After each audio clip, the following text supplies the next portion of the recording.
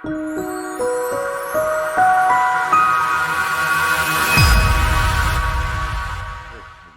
am attending PATA annual summit here in Macao, and I have the pleasure to have with me Olivier Ponti, who is the Director of Intelligence and Marketing for ForwardKeys.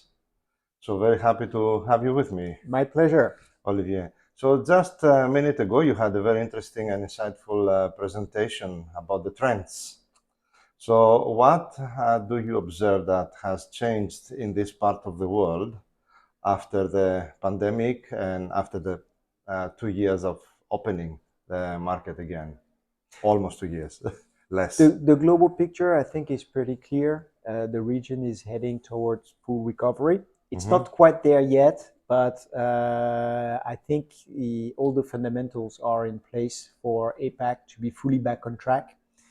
On the one hand, we can see air connectivity being rebuilt.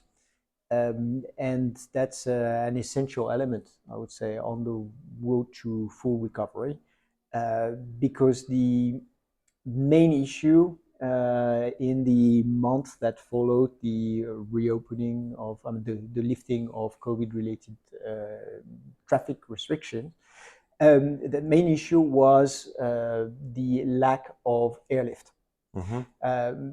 Many airlines were a bit caught by surprise, especially by the sudden reopening of the Chinese market, which is so essential for the whole region.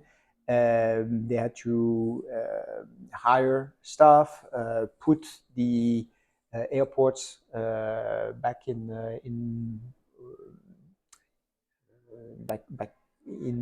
work. I mean, so that they could operate properly. So these different factors, the shortage of manpower, the logistics that were not fully in place, etc., led to some difficulties on the supply side. On the demand side, people were still eager to travel. So the main issue was putting the supply side of the business fully back on its feet.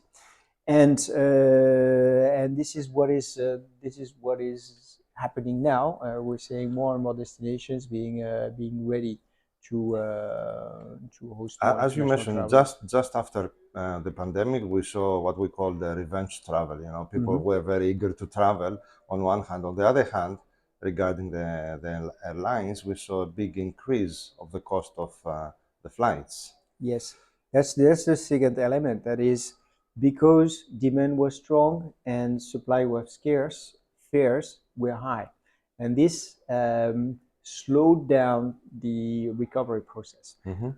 Fares are still higher than what they were pre-COVID, about 4% higher at the end of Q1 of 2024. But this is a massive decrease in fares compared to where they were just a year ago. Okay. So the downward trend is very clear, and the fact that air travel is becoming more affordable again is, I think, a powerful element in the overall recovery process. So more airlift, better fares, and still a very strong travel intent. Last key element is the fact that the Chinese outbound market has reactivated. It's reactivating quickly now. So from quarter to quarter, we can see a significant improvement. We would all hope, I guess, to see more Chinese travelers visiting our destinations, but still is not there. It's not there yet, but the upward trend is very clear. And when there are key moments like the recent Labor Day holiday, for example, we can see that demand remains high, significant. It's not at the same level what it was pre-COVID, but it's improving from one milestone for China outbound travel to the next. So China delayed a little bit more than other markets to come back to the traveling and especially outbound. But India was reacted a little bit faster, if I'm not wrong. That's why a lot of markets around the world they start targeting India. So Yes, what do you see that about? it makes total sense for destinations and travel professionals to target India at the moment. Indeed, the country was quick in lifting COVID-related travel restrictions. It's a huge population. The economy is doing fine, and the middle class is still there and eager to travel. Mhm. And what's more, we can see a number of key players in the industry, airlines like Air India or Indigo, placing massive orders to enhance air connectivity. Indeed, yeah. That means that both on the short, medium, and long term, the Indian market is a market to count with, because there will be um, a lot of potential travelers for Yeah. other destinations, and India is also doing its best to attract more travelers to its destination. How about the Southeast Asian countries? It's a very big market there, very diverse also. So what is the trends there? Well, you're right to mention, I mean, to pinpoint this region because it's indeed quite dynamic, both as a destination and a source market. Mhm. A country like Vietnam, for example, is both very popular, a very popular place to visit, but also a very important feeder for other destinations in the region. So definitely a market to reckon with. Same thing goes for Thailand, for example. But yes, in terms of volumes, I mean, if you compare the Vietnamese outbound market with the Indian outbound Yeah, market, okay, it's there's different sizes in any exactly, case. and given that the dynamic of outbound travel is strong in India, I think that it makes sense to target these huge markets for both tactical marketing Mhm. campaigns and a strategic plan. So what do you recommend for the future? I would recommend to be smart, to use data to the maximum, because Okay. that's the only way to keep the finger on the pulse of international travel and identify opportunities as soon as they arise.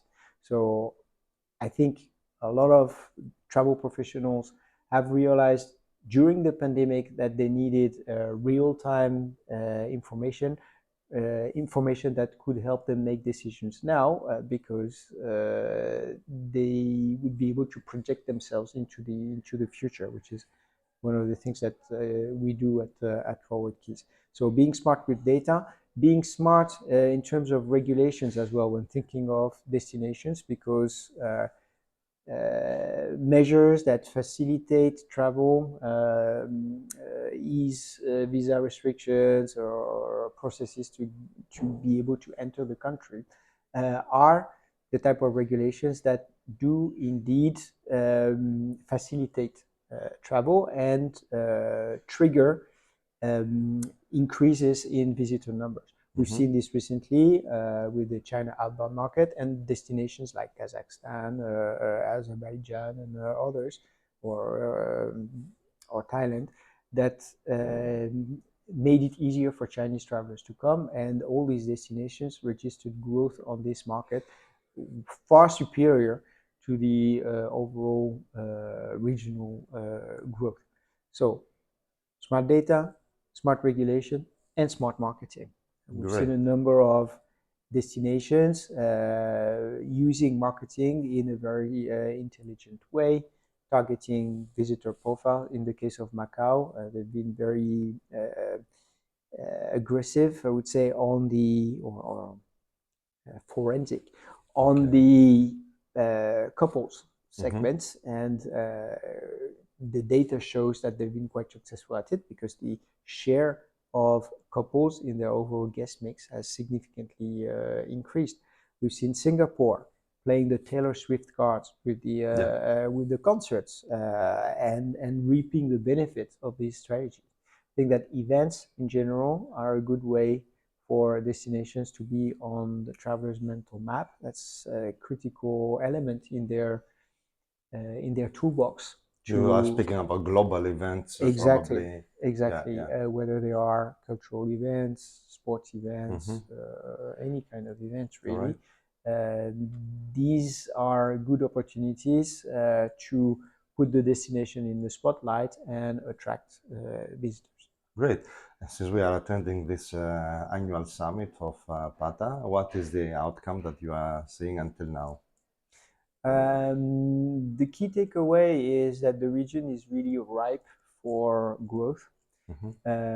People are eager to be fully back on track.